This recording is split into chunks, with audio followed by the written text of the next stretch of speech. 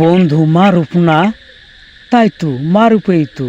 ও মারুপ! কে ডাকে আমারে? ও ফারুক বন্ধু, বন্ধু আয় আমার কাছে আয়।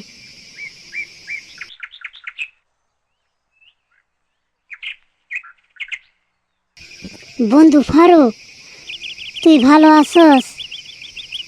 হ বন্ধু মারুপ, আমি ভালো আছি। তুই বিদেশ থেকে কবে আসলি বন্ধু? ঈদের আগের দিন এসেছে বন্ধু।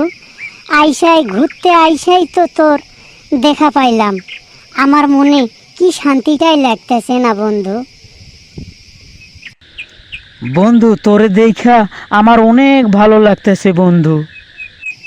বন্ধু তাহলে ঈদ কিরকম কাটলো বন্ধু তোমার? বন্ধু ঈদ আমার অনেক ভালো কাটছে, তবে তোরে দেখা আমার অনেক ভালো লাগতেছে বন্ধু। বন্ধু তবে তুই কবে বিদেশ যাচ্ছস? বন্ধু বিদেশ আর যাচ্ছি না, গ্রামেই থাকবো। ব্যবসা বাণিজ্য করব, বাবা মা সেবা যত্ন করব, আর গ্রামের একটা সহজ সরল মেয়ে দেখে বিয়ে শাদি করব। বন্ধু তুই কিন্তু আমার জন্য পাত্রী দেখবি, কি দেখবি না? বন্ধু দেখবো না মানে?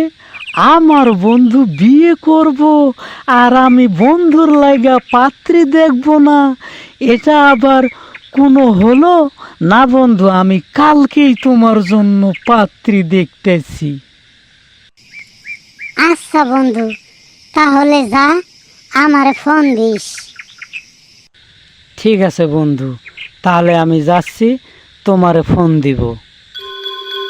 আকবর চাচা না? তাই তো, আকবর চাচাই তো।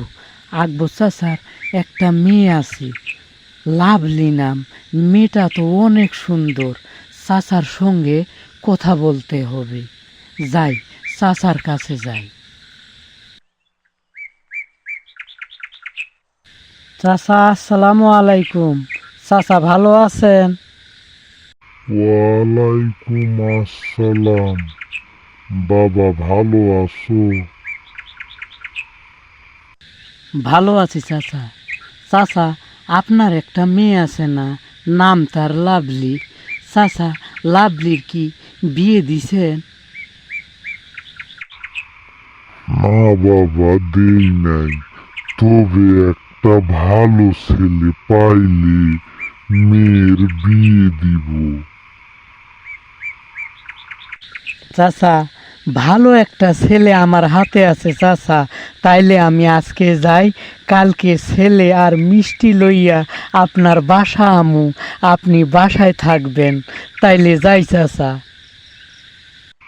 ঠিক আছে বাবা, তাইলে যাও।